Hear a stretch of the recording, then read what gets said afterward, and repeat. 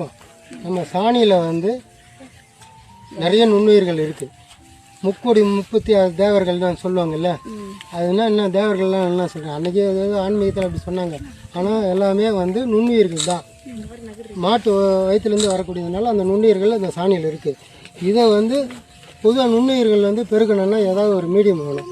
அதுக்கு வெள்ளம் நம்ம கூட கொஞ்சம் கொடுத்தோமா, சப்போர்ட்டாக கொடுத்தோமா நிறைய நுண்ணுயிர் பெருக்கும். அது வந்து இந்த தண்ணி ஊற்றுற இடம் இது. இதில் வந்து என்ன பண்ணோம், இந்த மாதிரி கட்டிட்டு போட்டோம். இதை வந்து இதில் தண்ணி விழுந்து போகும்போது இந்த நுண்ணுயிர்கள் கலந்து நிறைய இடத்துக்கு போகும், எல்லா உரமும் எடுத்துக்கும். இது வந்து ஒரு செலவில்லாத ஒரு தொழில்நுட்பங்க.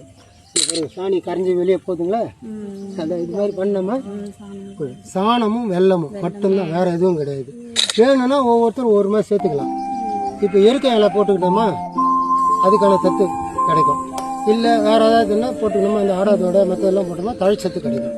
இப்போ இங்கே தழைச்சத்து அதிகமாக இருக்குது, நம்மளுக்கு நுண்ணுயிர்கள் தான் வேணும். அதனால் சாணமும் வெல்லமும் மட்டும் இதை போட்டு கலந்துருக்கு.